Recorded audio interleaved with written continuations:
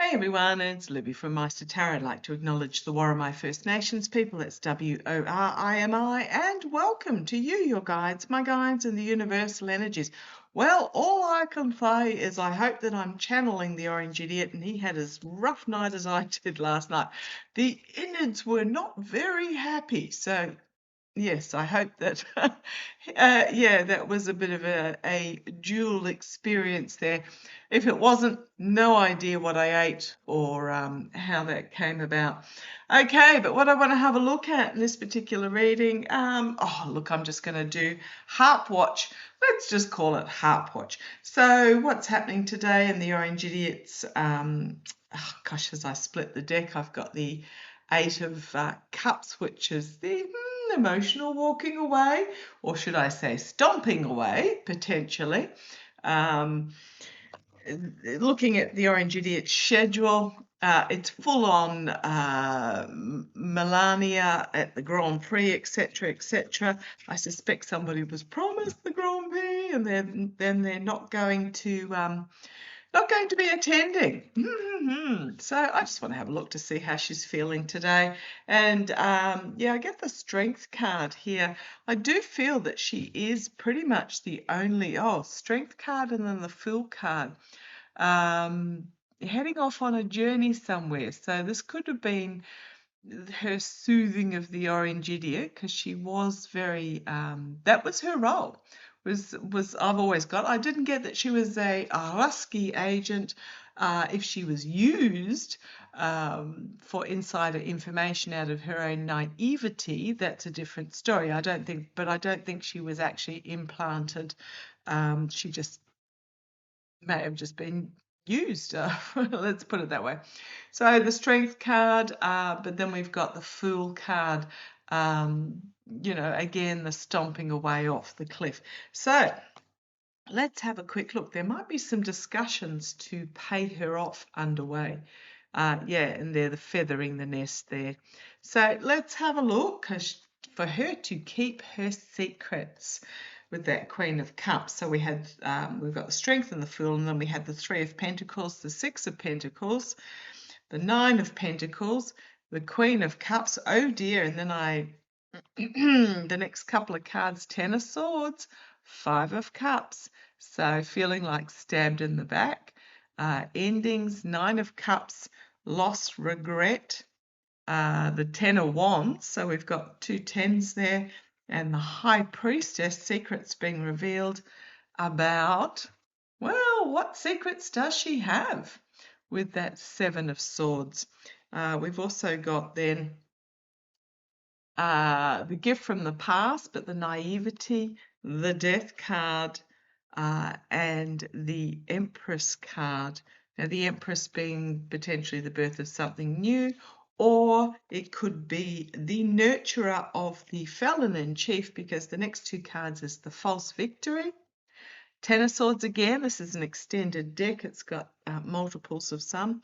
So the False Victory with the Six of Wands, the Ten of Swords bringing everything down. And then we've got another Fool card, which to me is very much about, if I say uncharted waters, I don't necessarily mean on the water. It just means new territory that has not been explored before. And then the Ace of Wands. So, but let's have a look. So how's Harp feeling today? Now, I will have a look at the meeting of Jeff Roos and Kush in a different reading today. Oh boy. Talk about a misstep, but let's have a look. So how's Natalie feeling today? How is Natalie feeling today now that the panic set in and Melania has turned up reluctantly, I might add, but paid very nicely. I got on Friday that she was basically doubled her fee, her appearance fee, and I think it is the real Melania, this one.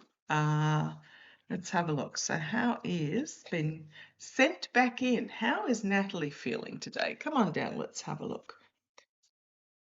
Oh, the devil, the addiction, chained to the devil, unable to let go. That's why I keep saying it feels fatal attraction bunny boiler. And if you don't know what it is, Google what bunny boiler means.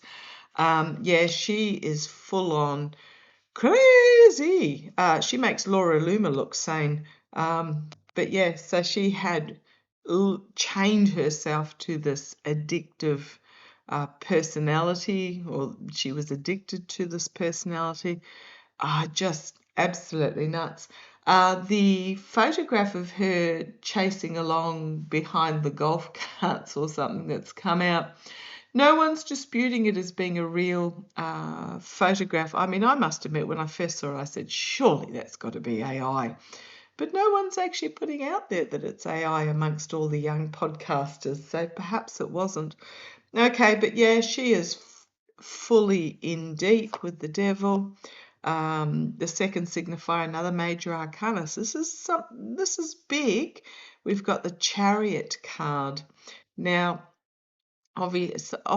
usually, the challenge card is read upside down, and it is about unbalanced and an inability to move forward here. Or inability to move on, unbalanced. How's she feeling today? There's the orange idiot himself in the Emperor position, the energy that she's stewing in. She can think of nothing else. Okay. I'm pretty sure Melania's not doing all the tidy up services required, but yeah, this is big here. Ace of Pentacles in the past, the Fool's Gold dripping through her fingers in the past. So this is about a lost opportunity, or an opportunity that is she can't hold on to any longer. It is literally dripping through her fingers. And crowning the reading, we've got the King of Cups. It can mean an emotionally mature negotiator, etc. Oh, bravo, Carney. I'll have a chat about him in a separate reading. But this can also mean on an island, again, emotionally outward. Kings for me are about something that is publicly happening. So this might be a bit of an emotional outpouring. And again, not stable, immediate future. Ooh, okay. Taking the truth with, well, taking the lies with her. This could also be a threat with this Seven of Swords. Pretty much leaving the camp defenseless. I will have a look at the RNC coming up as well, in a separate reading. But yeah, pretty much she's been around long enough that she knows the dirt. Okay, so if you force me to leave, I'm taking that with me. And there's one of the high priestesses. Externally, again, secrets being revealed. Yeah. And internally for her, the World card. So revealing to the world, but also this is an end of an era card. The World card, it's beginnings and endings, new beginnings, etc. So it is the last card of the major arcana, so it's an end of the cycle for her. And yeah, what have we got? 1, 2, 3, 4, 5 major arcana and 2 court cards. There's only one card there that's not of the majors and the courts. Judgment. Absolutely. Klaxon from the rooftop. So how's she feeling? Oh, she is not a happy camper. Ten of Pentacles is the outcome. Again, this ending of a cycle, but legacy, but also could be, I don't know whether it's going to be, so hopes and fears is the Judgment. The outcome is the Ten of Pentacles. End of cycle, end of health cycle. But it could also be the oligarchs paying her big to get her to leave, the offer of big payment. But then you've got the Four of Pentacles as a clarifier on that. She's not there because of the money. She is there because of the obsession from her point of view. So it's not about the money, and she is rapidly turning into a nightmare situation for them. Something rash might happen with that Knight of Swords.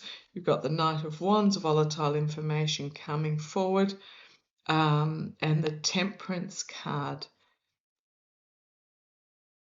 The alchemy, pouring from cup to cup, creating something new, or this could simply be, with that Knight of Swords and the Knight of Wands, her pretty much dictating that she needs to return to bring calm and balance to the Orange Felon, but then we've got the Tower card for her. It never ends well for her. The Hanged Man, the Three of Swords, and the Lovers card. Now, they're not lovers. There is an emotional connection, but it's an emotional codependency. It's really unhealthy. The Hanged Man, sacrificed, could be a vascular event or feeling betrayed. So she's very possibly looking at the relationship from a different point of view, feeling betrayed about their relationship. Some sort of announcement coming from the White House, unexpected news out of left field. Again, this feathering the nest, trying to come to an agreement, but there's that death, another death card again. The Empress, the Fool, and the Big Stick, bringing forward a lot of information that's just going to be incredibly burdensome. She can take this regime down, and she's unstable enough to do it. As I said, she makes Luma look sane. Goodness me. Yeah, as I split the deck, the High Priestess. So she's not done yet. We've got, could be some legal action with that King of Swords, or it could simply be she's coming out waving that sword with that Ace of Cups, emotional, overwhelming. And then we've, oh gosh, 3 Hermits in a row, shining a light on what is hidden. Now, we are coming up for a full moon on the 28th. What's that, another 4 or 5 days' time? The 3, as I said, it's an extended deck, does have extra cards, but the fact that I've got 3 Hermits in a row. So I don't think she's doing introspection. I think this is about bringing something out of the dark into the light. And I think she's taking action, emotionally overwhelming, and with the High Priestess, the secrets she knows. Okay, where is she at the moment? Feeling betrayed,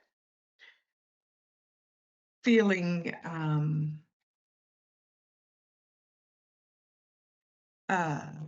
stabbed,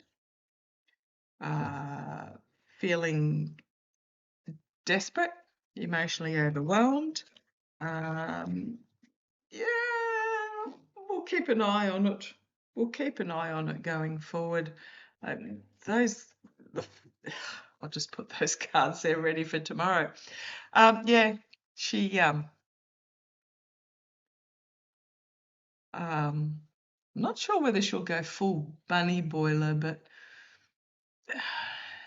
it's got that vibe about it. Especially now that Milani is back, displaced her. Yeah, there's some weird stuff going on behind the scenes, weird emotion stuff and weird manipulation. So I'll leave that there, and I'll have a look at the RNC midterms, because that's an interesting lineup as well. Okay, I'll catch you shortly. Bye-bye.